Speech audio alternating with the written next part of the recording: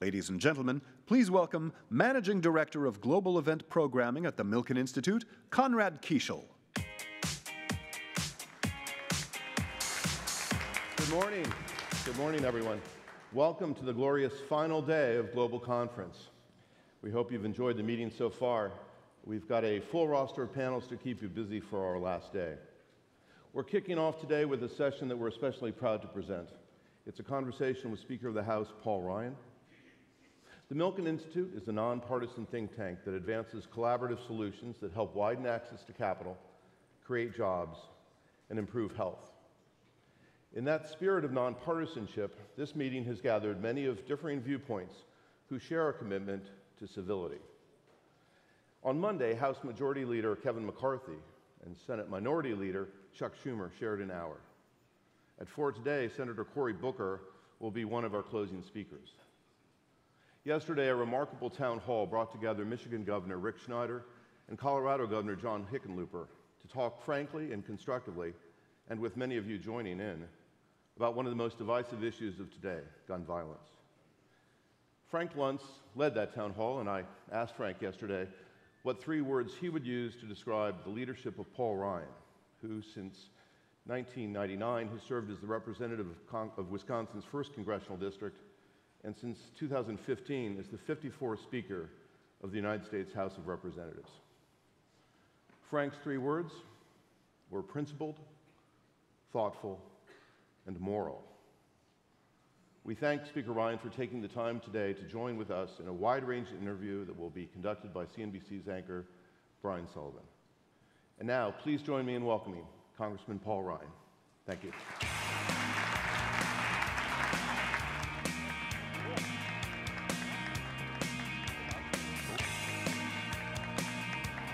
Everybody.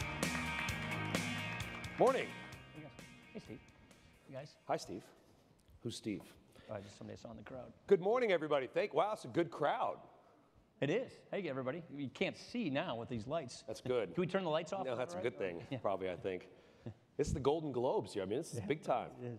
Conrad, thank you for the introduction. You know, there's so many politics. There's got to be a Milken Global in D.C. at some point, because that way we'll not have to make you guys all get on planes and everything. Thank you very much for joining us, Mr. Speaker. My pleasure. Thanks for having me. We do appreciate it. And it says a conversation with Paul Ryan. So we're going to have a conversation with Paul Ryan. And let's just get the chewy, meaty stuff out of the way first. It's hard to see, but let's make this interactive. How many of you think this guy is going to run for president in a couple years? No, in a couple. No. Can you see? Hold on. I'll take that bet. What is that? No. About 50%? What say you, Mr. Speaker? No. The people have no, you're not. Yeah. Thanks for coming. I appreciate it. You bet. That was the extent of my question. Yeah, all right. You can help everybody with their schedules. Yeah. No, you don't like the result, or no, you're not going to run? No, I'm not going to. Look. No, I'm not going to run. Yeah, no, I'm actually making my decisions based upon the fact that I don't see my family enough. You run for president in a couple of years, you don't see your family ever. I actually was on a national ticket in 2012. It was a 90-day sprint as a VP, but I remember that. Yeah. So do I. It was a great experience, but you know, my decisions, I feel very content that much of what I came to do, I've done. The entitlement issue is the one thing that we still have to get done. But also, I've been in Congress 20 years. My kids are 13, 14, and 16, and I want them to know me as more than just a weekend dad. And that, to me, is very, very important. And I feel content with what I've done, and I want to make sure that my kids know me for more than that. And that's why running for something else in a couple of years doesn't allow you to do that. Have you been jaded? No, I've not been jaded. I do think identity politics, technology, has made things harder, rougher. I think we're more polarized, and that's a whole conversation, which is a good conversation to get into. So I think politics is harder and rougher, and I put a lot of thought into that. But I haven't been jaded because we've been able to actually get a lot done. The reason this vocation is a worthwhile vocation is, meaning public service, is you can passionately believe in something that makes a positive difference in people's lives. You can advocate for those beliefs. You can pass them into law and see them make a positive difference. And that is extraordinarily rewarding. And that prevents a person from getting jaded. You know, I'll go ahead and jump ahead. I was going to talk about this later, but you brought it up, so let's bring it up now, which is that this whole idea of governing in today's age. Yeah. It's hard to believe that you've been doing this 20 years, man. I mean, you started when you were 6, apparently. Right. And when you started governing, you had a couple hours of news a night. People were learning how to use email, right. AOL, ooh, send me a chat. You know, now it's 24/7, yeah. It's Twitter. Right. Is it impossible to govern? It's not bad? Is it good for democracy? Well, it's here, and so we have to learn how to deal with it.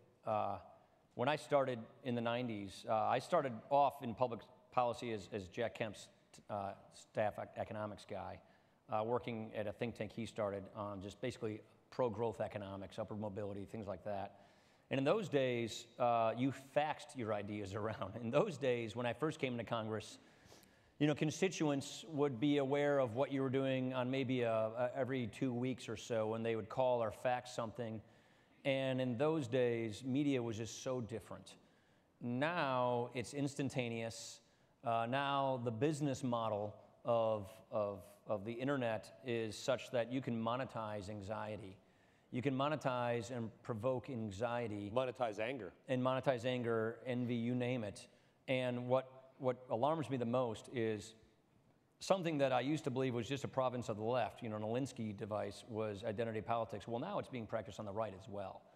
And that can be practiced with devastating effect with 21st century technology. And that is very divisive. And so I subscribe to the temperamental political school of thought of aspirational inclusive politics. And it's hard to do that when it is easier and arguably in the short run more productive to play identity politics, which is dividing people from themselves for political gain for the moment, which unfortunately sells, is a business model that works, and for the moment can help politically. At the end of the day, though, I think it stretches us. I think it hurts us as a body politic. I think we'll overcome this. I'm just one of these.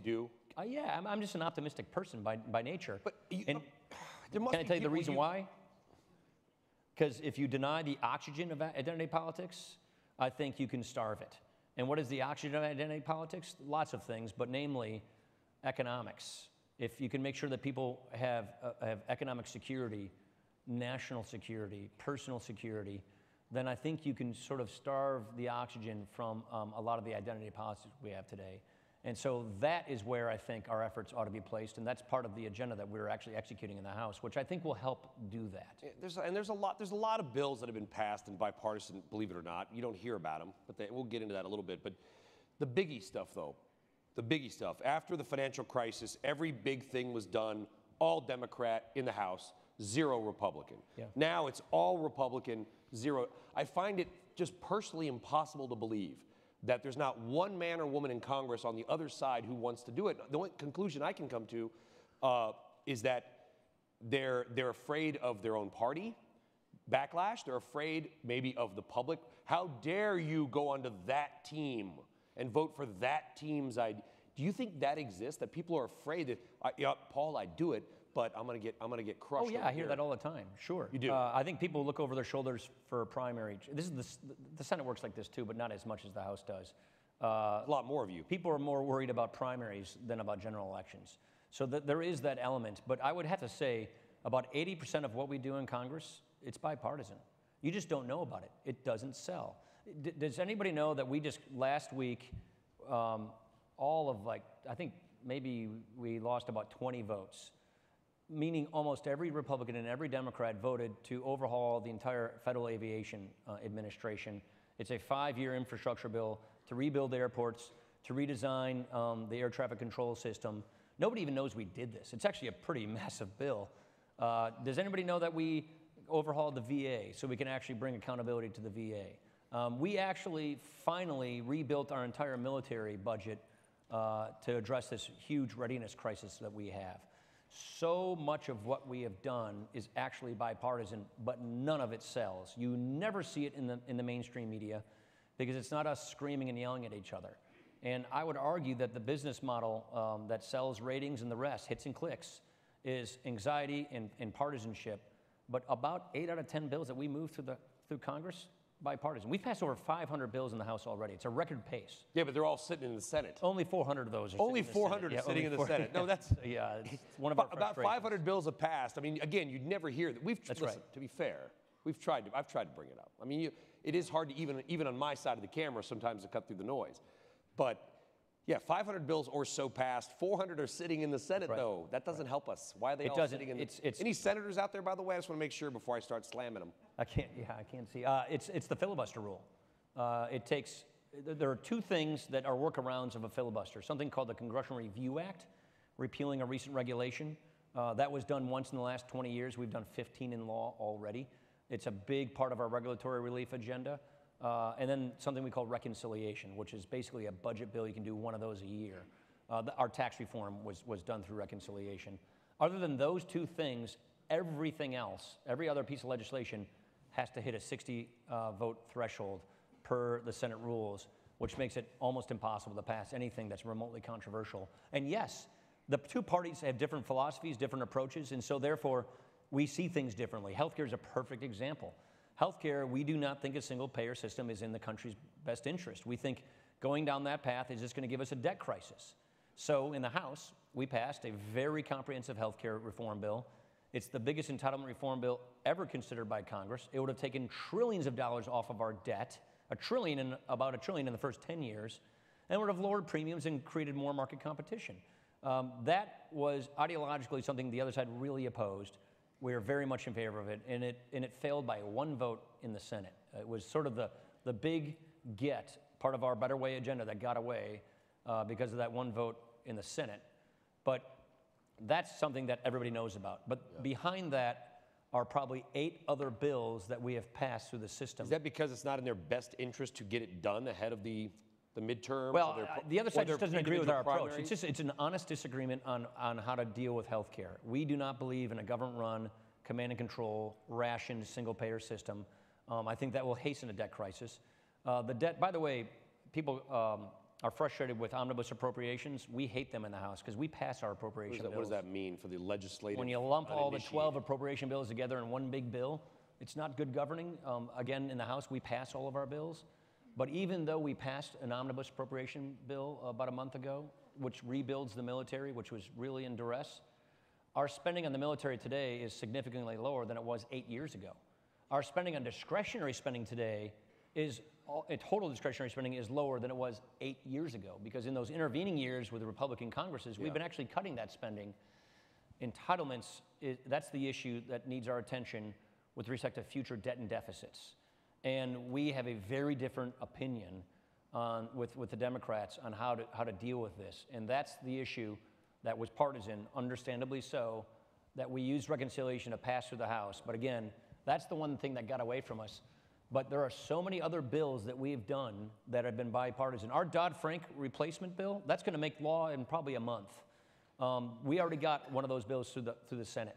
Nobody even really knows this. There's so many things that we've actually done that we're very proud of that were bipartisan that no one even knows about. So there are a lot of good reforms. You get that done, and then let's say that the House or the Senate or both switch, and then they push through their bill to replace your Dodd-Frank replacement bill. How does America get ahead in that scenario? By not doing that. Pushing the paper back and forth between, every 6, 8 years. Well, that's a good question. So obviously we need to win elections. And here's what my whole philosophy on this was in the 2016 election. Take an agenda to the country. When I took this job, I did it basically on 2 conditions. Number one, we can't just be the anti-Obama party. We have to be we're for party. We have to be a proposition party, not just the opposition party. Take an agenda, take it to the country. We called it a better way. We all campaigned across America on this better way agenda. We won the election, and then we've been painstakingly working at executing that agenda. I formed a Gantt chart for the president. He's a builder, figured he'd kind of understand, project flow charts like a Gantt chart. We're on schedule with our Gantt chart. First, regulatory relief. We have gotten so much of that done. Just the regulatory relief that we've passed in the energy sector by removing the ban on crude oil exports, permitting LNG plants, streamlining fracking regulations, opening up ANWR, all those things that this Congress has done now is making our energy sector dominant in the world. We're going to become not only the #1 gas producer, but the #1 oil producer in the world, which is fantastic for jobs, for the economy, for our foreign policy. That's just one sector that we've been able to sort of liberate because of our agenda that we've passed. That's a piece of our Better Way agenda. So regulatory relief, tax reform, rebuilding the military, and the next key is infrastructure and human capital. Closing the skills gap, closing the opportunity gap, getting people from welfare to work, making sure that people get the skills they need to get the jobs they want. And that's going to be the rest of our agenda for this spring and summer, which completes what we said we would do if given this majority. What can we do with tax? And 2/3 of it's already in law. You're going to try to make it permanent? Yes, we will. The stuff that we knew would be hard to make permanent, we made permanent. The stuff that we knew would be easy to make permanent was temporary. I really do not believe Congress will revert from, this gets a little wonky, but from EBITDA to EBIT. We won't go from full expensing for 5 years to all these complicated depreciation schedules. I'm very confident we'll keep those good policies in place. The tax bill is a perfect example.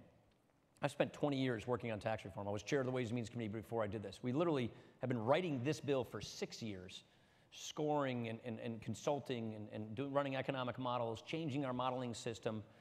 And we're very excited where we are because we believe we had the worst tax code in the industrialized world, and now we have one of the top 5 tax codes in the industrialized world. And there's so much in this law that has yet to really bear the fruit that we expect. I was just talking to Josh Frieden and Mark Stern before this, 2 guys who are in the audience here somewhere, about our opportunity zones. This is something I worked on when I was working for Jack Kemp back in the day. Enterprise zones is what we used to call them. We now have opportunity zones in law. What does that mean? That means 25% of the poorest census tracts in America are now deemed as opportunity zones. So anybody can go sell an asset. You will not pay capital gains tax on that asset if you roll it into an opportunity zone. We call them like-kind exchanges or 1031s. You can roll that money into an opportunity zone, invest in these poorer communities in America, and you keep that investment there for 10 years, you don't pay capital gains taxes on it. So this is one of our private sector ideas to flood the zone and get private capital into helping solve poverty, into revitalizing poor communities, rural and urban. Social impact bonds, that's law of the land now. That again, bring private capital to fix a social good, use metrics to measure results, and the bond pays off if the social good is achieved. These are key components of our upward mobility, poverty fighting agenda that we've been talking about for years. They're now law. And so we really believe we've accomplished a great deal in a short period of time in Congress. Next, it's career and technical education. We want to make 2-year school cool again.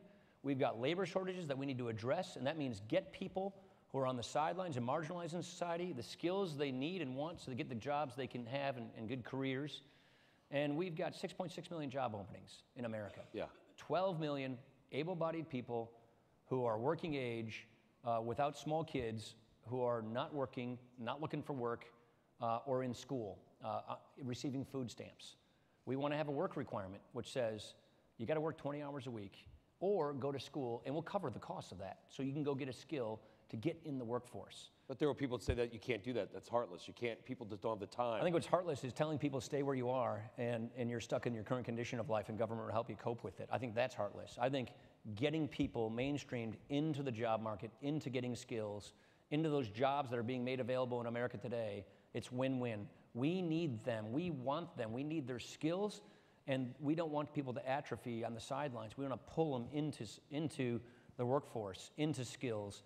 This is the completion of our agenda, which again, a 2-year agenda, infrastructure, welfare reform, skills gap, opportunity, economic growth, tax reform, regulatory relief, rebuilding our military. I can go on and on and on, only to say that this has been a remarkable, productive session, and no one knows about it. Turn on the TV. It was bad. It's going to be stormy. It's Paul, going to be Russia. But it was bad it's messaging, wasn't it? I mean, you got to admit the GOP just screwed up the messaging on tax reform, I think. No? I think the other side did a fantastic job of trying to make people think that all of their taxes were going to be raised. It was down 17 points when we passed this law in December. I remember speaking to our members. We know this is good policy. We know it's the right thing to do. We know that the results will vindicate us, but it is not. It's swung 20 points since then. But when we passed this bill, it was not popular. And I would argue, yeah, we got clobbered by the media, by the other side. But guess what's happening? Massive amounts of repatriation. Tim Cook is looking for a site to hire 20,000 people in America because he's repatriating $350 billion. You're seeing huge amounts of capital expenditure, tens and tens of billions of dollars of announcements of capital expenditures, bonuses, 401ks, jobs, benefits are all taking place and are because of tax reform. And you do not hear about inversions anymore. I've spoken to so many corporate 100, Fortune 100, Fortune 500 businesses last year who said, we're on the cusp of inverting. We will be sued by our shareholders if we don't go to Ireland or Bermuda. That's all in reverse now. There's no case for inverting anymore. And having people, foreign companies buying U.S. companies and moving the domicile overseas is a thing of the past. But has it done enough because to help, we've made America a good place to save and invest. Has it done enough to help the poor? I did my show from Kenosha, from a trade school, and then we toured where we think the Foxconn factory is going to go. Kenosha, Wisconsin. There's used to be an AMC auto plant. I mean, this thing was huge. Then it became a Chrysler transmission plant. You know what I'm talking about. And it's about 6 football fields long, and it's a big, empty concrete slab in the middle of Kenosha. And all around it are two things, economically disadvantaged housing and a lot of bars. And it's grim.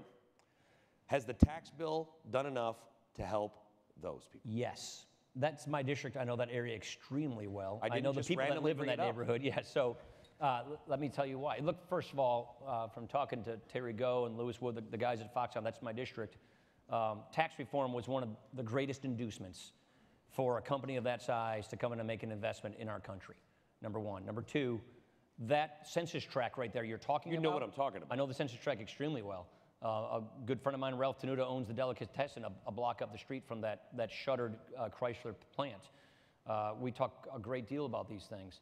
So now with opportunity zones, we can flood the zone and get economic development in that particular census tract, that very poor census tract, which Scott Walker's already submitted.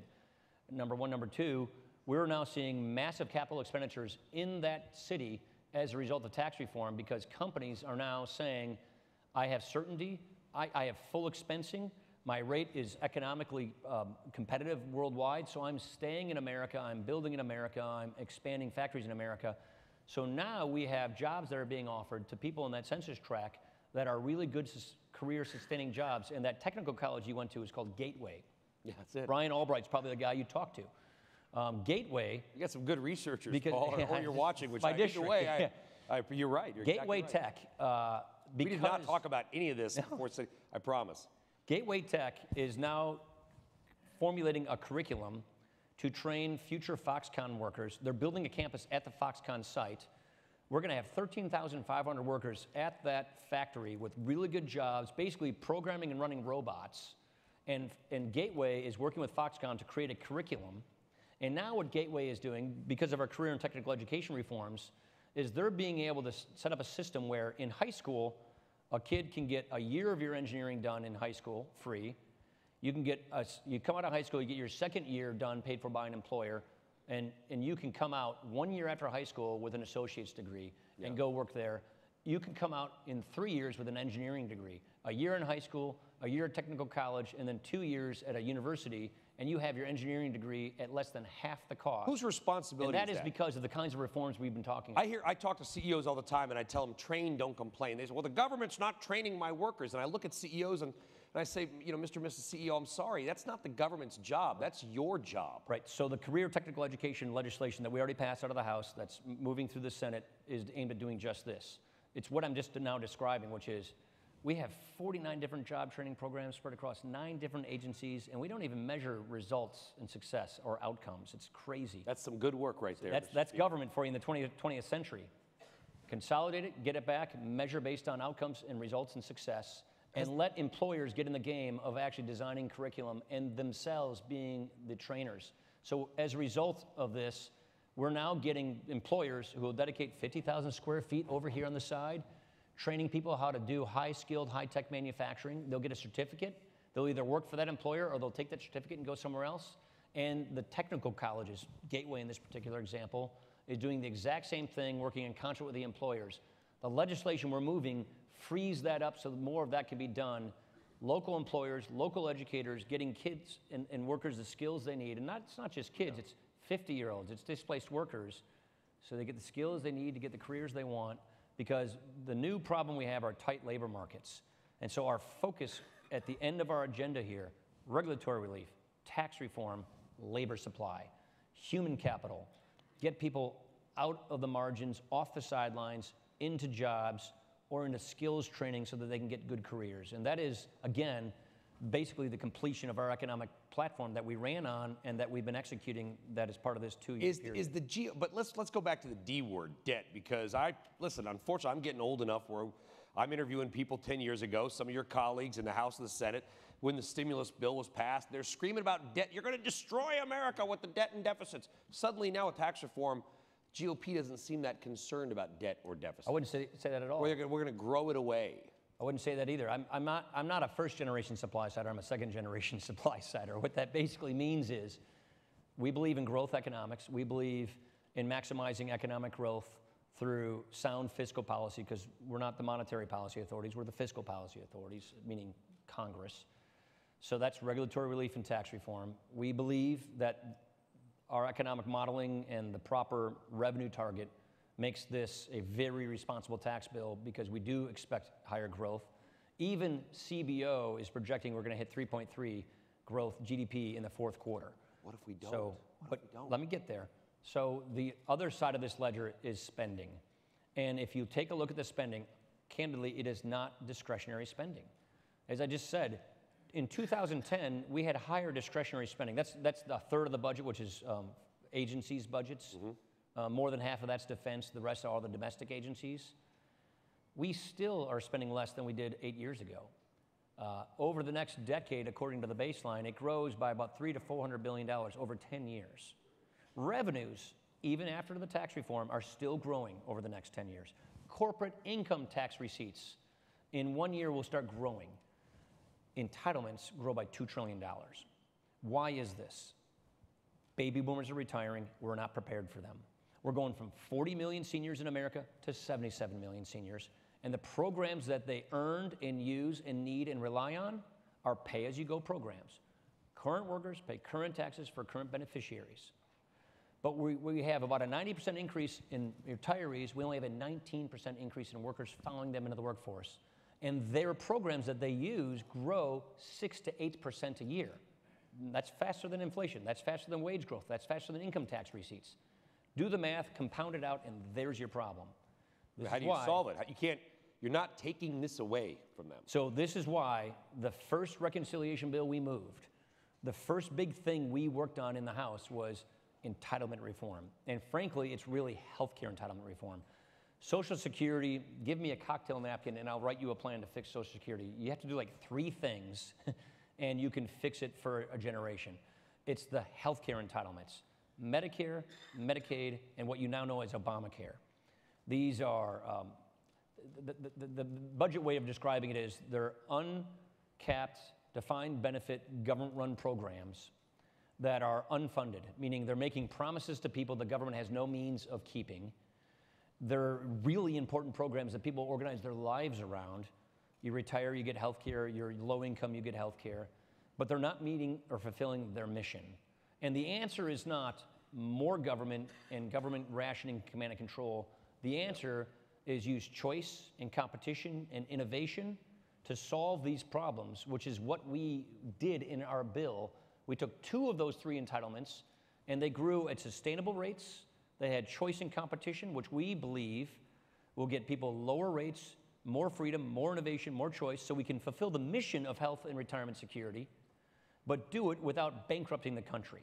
So the real secret to this is reform our entitlement programs so that they actually work better, that they reflect 21st century reality, and that they fulfill the missions that people have organized their lives around. No one in Congress wants to break this contract.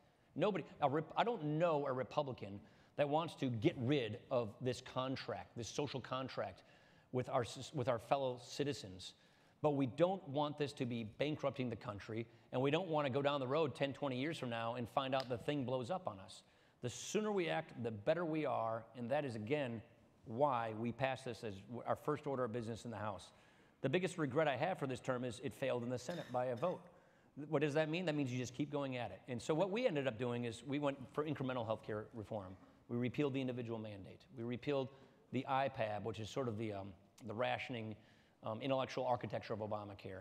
Now the administration is doing regulatory relief so we can get some more innovation in there. We would like to do risk pools at the state level so that people with catastrophic illnesses get good coverage, and you can stabilize the rest of the insurance market to take away these monopolies. About 40% of the counties in America today are down to one insurer in the individual market. That's not competition. Yeah, but it seems to be bipartisan bashing. I remember, a decade ago, you remember death panels, right? GOP were screaming about death panels. You're trying to, some doctor is going to decide if grandma lives or dies. Now the Democrats are saying you're trying to take away SNAP and children's nutrition programs. And so if a congressman or woman on either side maybe was thinking about voting for any bill like you're talking about, pretty soon they're being tweeted out and flooded by calls, and they have to back off, do they not? No, you just have because to the one-liners are dominating the discussions. That goes back to our first part of this conversation. Exactly. Absolutely. So it is more challenging. It is more difficult because you have to confront so much more misinformation and so much demagoguery. And by the way, it's both sides. I'm not trying to say that we're. That's why I brought up both. It is. It really I don't want this. It's not some GOP love fest. No, that's it is. The demagoguery and the embellishment is at all-time highs, and that is why there isn't really an arbiter out there. So our job is to try and communicate as best as possible with what we're trying to achieve. You're going to get demagogued. You're going to get hit. But just see through it and get the results. What I keep telling our members, with all these distractions that are out there, with all that's coming at us, do our jobs.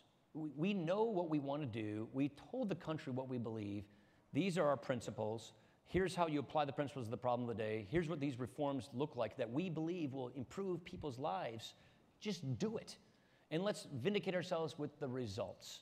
I am so excited about seeing the capital that's going to go into poor communities with opportunity zones and social impact bonds. I am so excited about all the repatriation that's coming back in this country that's opening up new factories and creating new jobs. I'm so excited about our career and technical education reforms to be nimble and work with employers so people can get good skills.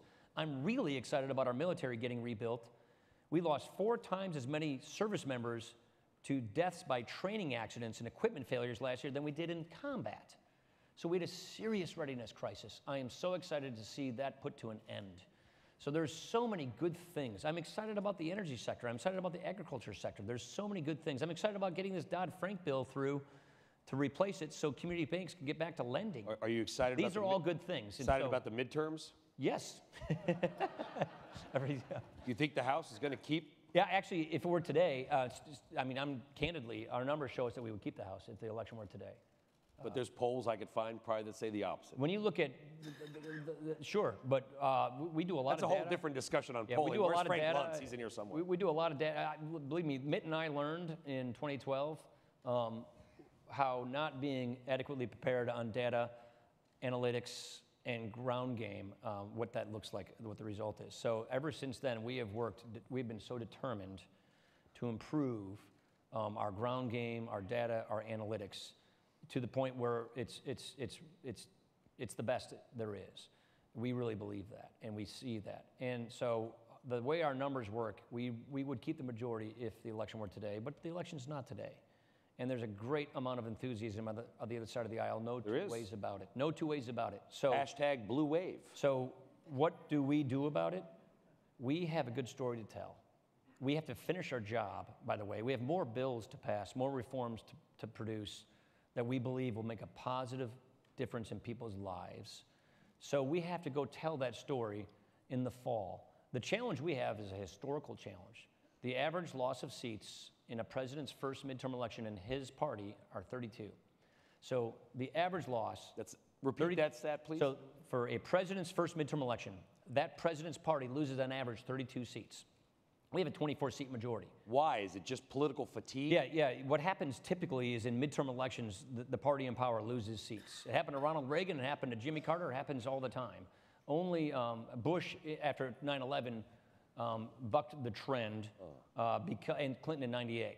They bucked those two trends. But typically, midterm elections are not good for the majority party, historically speaking. So we have that trend to guard against, and so we're doing everything we can to make sure that our members are equipped not only to be able to communicate with their constituents, but to have a good agenda to run on And the issue basically is you turn on the TV, you don't know any of the stuff I just said. You don't know any of the accomplishments we've made.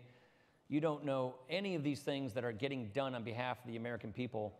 So our job is not to try and win the national narrative. We're not going to convince CNN to stop countdown clocks and Stormy Daniels, blah, blah, blah, blah, blah. Our job is to go talk to voters in these discrete congressional districts about what their member of Congress has been doing to make their life better. And I think we can do that. Cover your ears for this question. You're not going to like it. No. And let's ask the audience as well.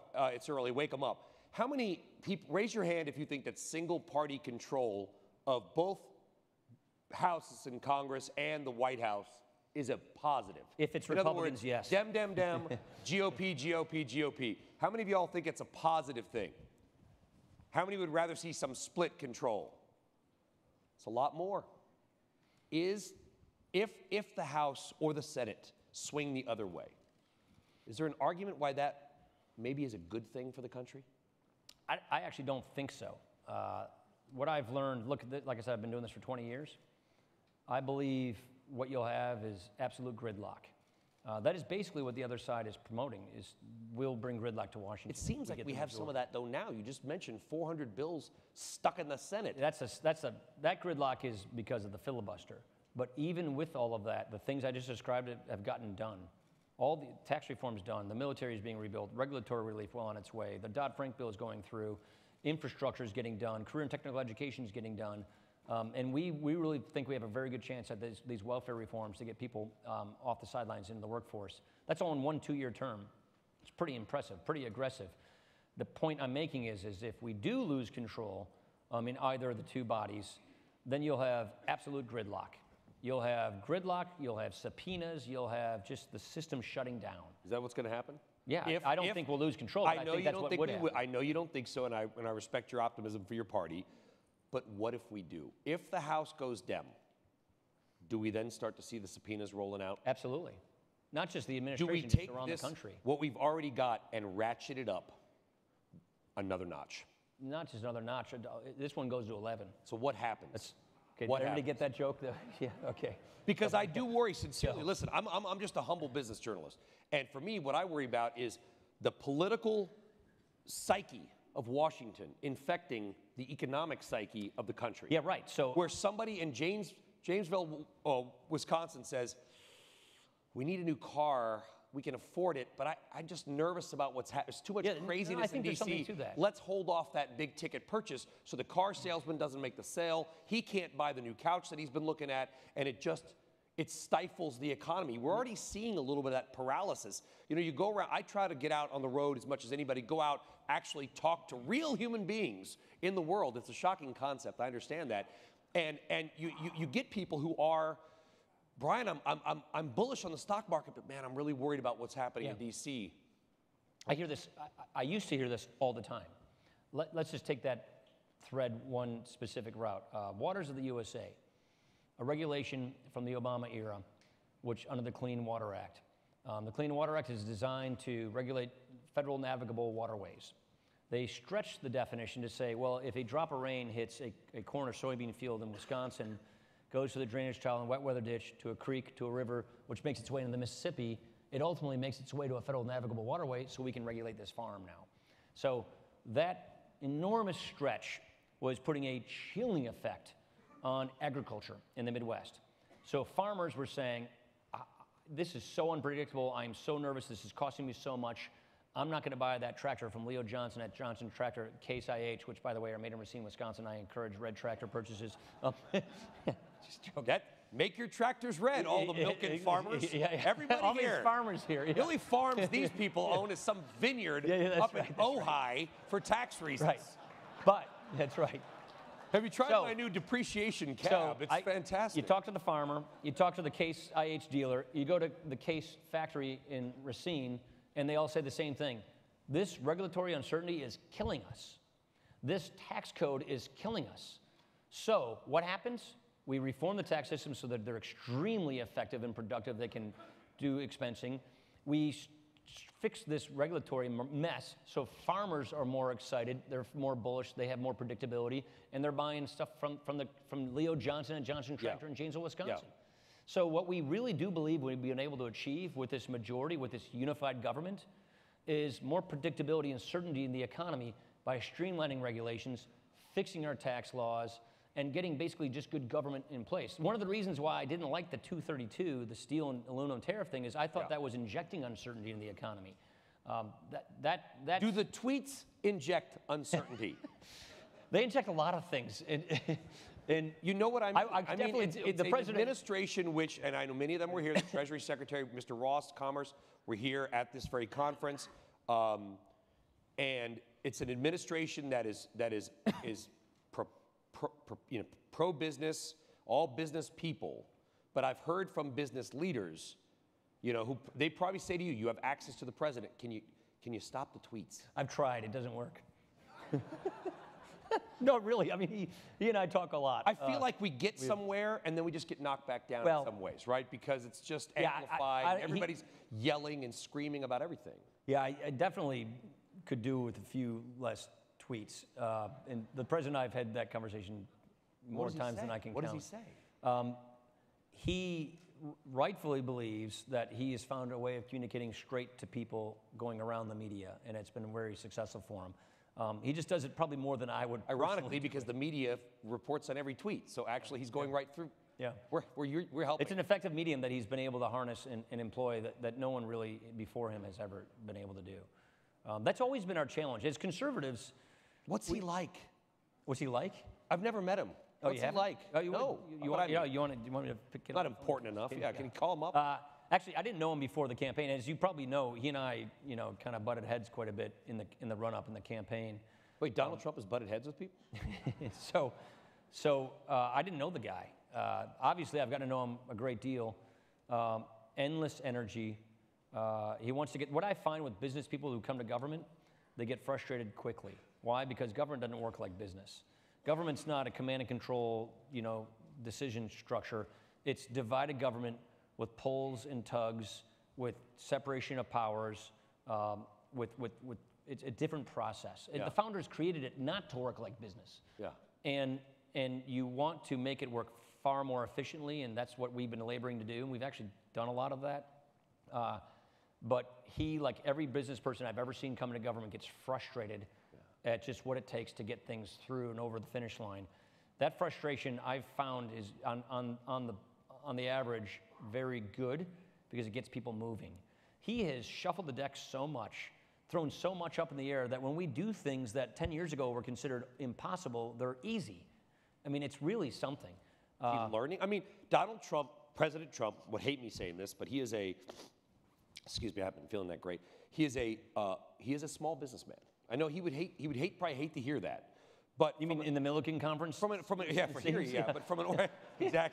organizational standpoint, I mean, he really is, and he's always kind of had to fight against the Marriotts, the bigger companies of the world, right? His spaces, apartments and hotels, he's going against multi-billion-dollar corporations in large part. So he probably gets a lot of things done, right, with the iron fist, not the velvet glove.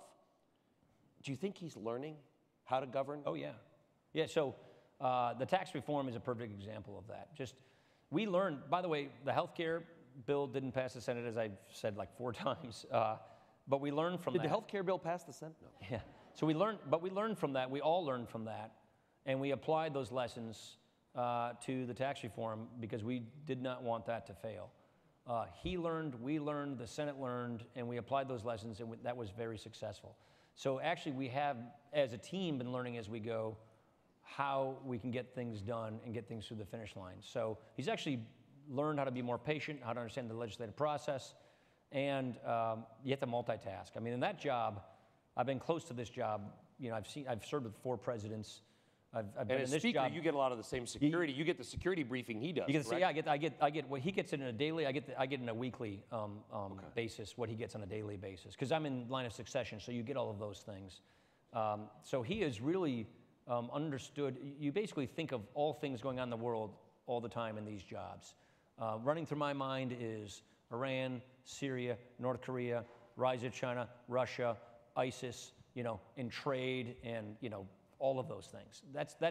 He's learning that you have to sort of see all of those things and have a plan in place to deal with them, filtering through a core set of principles so that you're going in the right direction. And I think that he has come around to seeing how that works. It's different than running a business. Yeah. It's a frustrating political system. And oh, by the way, you got people coming at you all the time from all sides and media and the rest. But he's not helping himself, is he? I think he would see it differently. I mean, he has unconventional metrics that he measures these things by. So you know, understatement of the conference right here. Congratulations, Mr. Speaker. That is the understatement. One word or phrase to describe President Trump. I'm personally curious. I've never met him. Endless, and one word, relentless. He's relentless. He's relentless in pursuit of his goals. He really is. I mean, what are his goals? The agenda. the agenda. Let me just give it to you this way. Like I said, we didn't get along real well in the campaign. Afterwards. And by the way, I don't think, this is going to sound weird, I don't think politicians should get along that well. Yeah, well, okay. Then you should be happy. No, a lot of stuff, conflict tends to make people uncomfortable, which tends to lead, I think, to a rapid solution. Tension is good. A little tension's a good thing. Let me just describe what happened. After the campaign, again, we ran on this agenda called The Better Way. It was very granular, specific. Poverty, workforce development, regulatory relief, entitlements, tax reform, energy, you know, the whole list of them all. We went and met with him after the campaign when he was president-elect. Walked him through this entire agenda. He said, I like it all. You just got to add infrastructure to it. I really want to do infrastructure. I said, great. So then we spent a month building, like I said, a Gantt chart for who does what, when, and where in the House and the Senate and the committees and the rest, and what our timeline is for this agenda to get it done by the time, basically the end of the summer, which I call the silly season. Once the end of the summer and election year comes, silly season comes on, it's elections, and you know, it just gets off. So we're well on our way in executing that. So we talk constantly about where we are on these various projects and where we're moving. I spent a half hour with him on the phone on Friday about FAA reform, about this bill that we've moved. We got great vote count. We expect the Senate to take it up.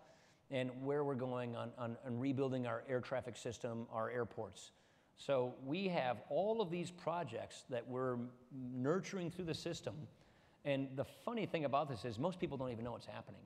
Because the media, it's not fun to cover. It doesn't get good ratings. Take it easy now with the blaming the media thing. I'm not trying to blame. I don't mean it. I don't no, mean but I agree. It just doesn't sell. It just doesn't sell. I agree. So what we're focused on is just get our work done. I keep telling our members, forget about all that distraction. We know what we want to do. We know what we think is right. Let's just go get it done. But let's give you a real-world example of what I'm talking about, which is that, and I, by the way, just I'm a Wisconsin taxpayer as well. My wife and kids live in Wisconsin in the summer, and I try to go back and forth. I spend a lot of time stuck at the airport due to the antiquated air traffic control systems, by the way. That's Minneapolis Airport, right? Not the Milwaukee Airport? I'll call it, Mitchell Field is a pretty nice, the MKE Mitchell Field's great. It's pretty nice, I have to say. It's pretty nice, normally it's Green Bay, just so people know. Okay. But reason I bring this up is I get to talk to a lot of people in Wisconsin, you know, and probably the most important state to Trump's election, to be honest with you, George. Yeah, I think that's right. I would say that. And that's why I thought I said on the air before the election, I thought he would win because I spent a lot of time in Wisconsin. I'm like, oh my God, he's going to win, you know. But now you hear also the farmers. You talk to people and they say, man, I voted for the president and I like what he's doing in a lot of ways, but these tariffs, they're going to destroy my soybean farm. Yeah. And this milk fight that we've got going on with Canada. Well. And so you get these men and women who are like, I like the president, but I don't understand the strategy of why my family farm is going to, you know, the tariffs scare people too. The dairy guys want us to pick the milk fight, so I would put that. Oh, they did? Oh, yeah. I could go. I won't bore you on dairy politics, but the whole panel on milk fight. That's the next session. In Wisconsin, we say that milk is thicker than blood. Okay, so depends on the milk. Canada is a high-priced consumer, high-priced producer dumping into our markets, and I won't go into the whole Class 7 issues, other than it is a serious issue that the U.S. dairy industry believes Canada needs to improve their policies on. So that is an issue where the dairy industry in America really needs to get some redress. But the other cash crop, they are concerned. They are concerned about trade retaliation, and that is the one amount of uncertainty that could possibly be injected in this economy that I'm concerned about. This is why I strongly believe that all of this talk on trade and all of these actions should be surgical and targeted toward unfair trading practices. They do exist. intellectual property theft is occurring, dumping and transshipping does happen, and we should focus on that and not focus on tariffs writ large that are designed to prop up prices to artificially protect an industry Very or something. specific, targeted We should be thing. focused and targeted and surgical. And by the way, you know, I meet with our trading partners all the time about this. I used to have the job in charge of our trade laws. I wrote the Trade Promotion Authority law. Our trading partners, particularly in Europe and in North America, in South America, they want to work with us to go after those unfair trading practices. They too get their intellectual theft, property theft from China, being taken from China. They too are the victims of dumping and transshipping. So I really do believe at the end of this could become a very good outcome where we do address those unfair trading practices. But between now and then, yes, people, particularly in agriculture, are getting rattled and nervous. First of all, commodity prices aren't where farmers would like them to be. And second of all, it's that uncertainty of markets. For agriculture in America to succeed and have a brilliant future, we have to open up markets. Yeah. And we have to go get trade agreements to open up markets. I'm one of these people who believes we need to go out and engage. If you're standing still in trade, you are falling behind because everybody else is out there going and getting preferable trade deals between their countries. And if we're not, we're losing. So that's why we do have to engage. We do have to get trade agreements. Because And the if you next generation of destroyers, you know where they're being built? Marinette, Wisconsin. They use a lot of LCS, it's going to be, it's not going to be Maybe I'm not destroyers. supposed to say that. Is that public? It's going to be frigates, but hey, Either way, but it's steel, and they're going to. You know, the point is, there's direct jobs. How about this? Do you think the President Trump is he going to be an historic anomaly in terms of the presidency, or is he the first of a new way that we're going to govern? That the next president will also be a heavy social media user, sort of, you know, bombastic or larger than life? Are we going to go back, you think, to the next way? Would you go back to the way we were? I don't know. I don't know the answer to that. I don't know. Obviously, What would you like to see? I think that clearly the interpersonal communication that you can have with people directly is going to be a thing of the future for sure, meaning Twitter, Facebook, digital engagement. That's absolutely going to be the thing of the future. But style and temperament, I just don't know the answer to that. But what I do, go back to Wisconsin, we voted Republican in '84 when everybody else did. You know, Ronald Reagan won every state except for Walter Mondale's home state of Minnesota. Other than that, we're pretty much a Democrat state. I was watching the return. Ryan Priebus called me at 7:30 p.m. on the election night. I was on my way to the Janesville Holiday Inn Express for the election night watch thing I was hosting, and he said, "We're going to lose. We're going to get 210 electoral votes, we think." That's what their model showed us. The Senate was gone, and the House, you know, we would keep our majority. And he said, "I just want to prepare you mentally. It's going to be you, Hillary Clinton, and Chuck Schumer, and I just want you to get your mind right." That was really? Yeah, that's what Ryan, I mean, so we thought that's in the House, I felt like we were pretty good because our data analytics showed that we were going to lose about 6 seats, 4 because of redistricting and 2 because just tough races. And that's exactly what happened. So I felt pretty confident in our data, but I didn't know the other stuff because that's not the data we were in charge of. We're watching Kenosha, Wisconsin returns that night. And that's a pretty Union Democrat county. I've had the fortune of winning that county since being in Congress. And my numbers were 10 to 12 points higher than normal. I look over at Ron Johnson, the senator from Wisconsin, tough reelect. He's winning it. And we realize if Ron Johnson's going to do this well in Kenosha, he's winning the Senate. We're going to win. And then we went over and looked at Donald Trump's numbers. And we're like, oh my gosh. I mean, John Kerry carried Kenosha by like, I don't know, 10 points. And then we looked at about 4 other counties like Kenosha, what I would call, you would think of them as Reagan Democrat counties. They were blue-collar, blue counties. Donald Trump's sweeping them. And we realized about 9:30, 10 o'clock at night, if he's going to win these counties in Wisconsin, he's going to win Wisconsin. And then we figured, wait a second, if he's going to win Wisconsin, what about Pennsylvania and Michigan and Ohio? I mean, Similar voter. He's going to win. Yeah, they're like our voters. Yeah. And so all you had to do was drive through the state of Wisconsin, and so, you kind of had an I spent 2 weeks on a bus with Ron Johnson and Scott Walker, you know, and we had this sense, this feeling, but the polling never showed us this. 2 weeks on a bus with those guys, really? 2 weeks on a bus, and the axle was awful on this bus. I mean, there was no shocks on this thing. So yeah. So we felt it, we thought it, but the data didn't show us this. And so when it came around that evening, it was a shock intellectually, but it wasn't really what we felt.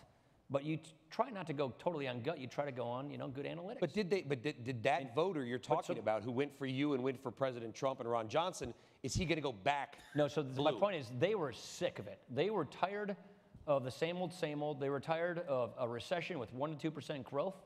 They were tired of being told America's, just going to slug along.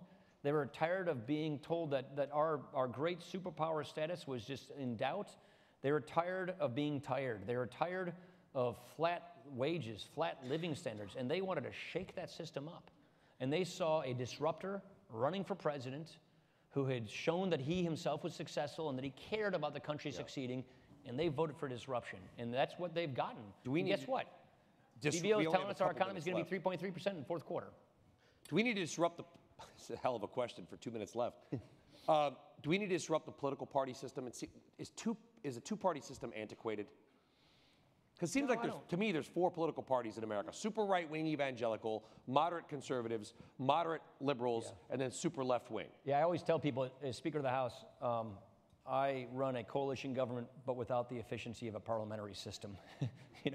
Congratulations. So, yeah, exactly. But you stayed in the Holiday Inn Express last night, so it's fine. Right. So our system's different. It's a bicameral legislature with a 2-party system. And it's not a parliamentary system, which can be lean and mean and efficient if elections go one party's way. But even those parliamentary systems in Europe are all kind of seized up. I don't think our system, the way our republic is designed, lends itself to a multi-party system. I don't think it works efficiently that way. Not even a good third party. You don't? No, I don't think it works. I don't think it would work well. I think it would create more gridlock. So the question is I've always said we're in a fight for the soul of our party. We're trying to put together a coalition. We're a big tent party. And that means you have to appeal to people of all backgrounds, in all walks of life, in all regions in the country around organized core principles. And that is, again, why I put this Better Way thing together. That was the tallest pole in our big tent party. Economic opportunity, national security, upward mobility, dealing with these issues.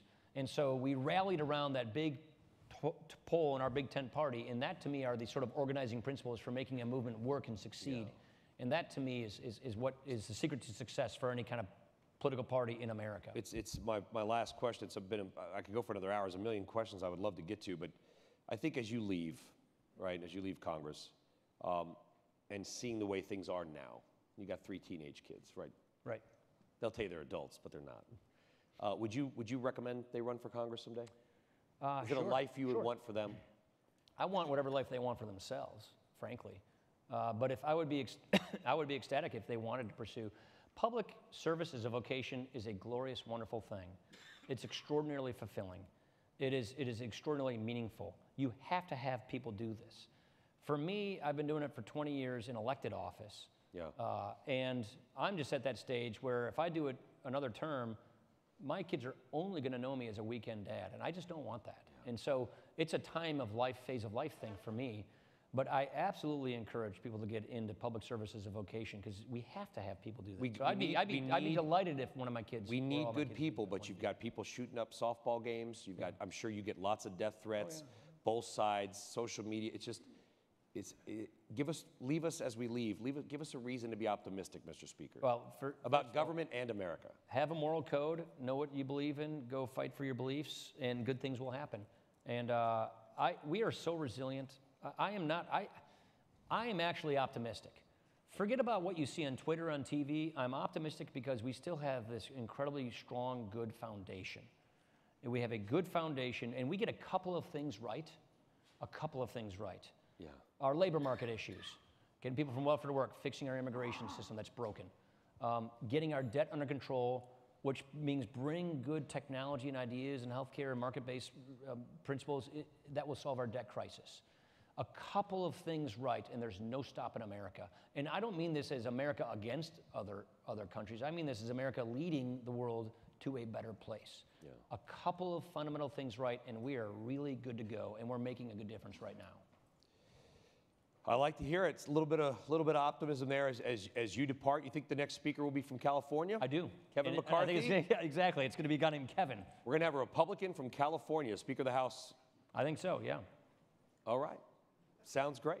Paul Ryan, Speaker of the House right now. Thanks. Thank you so much.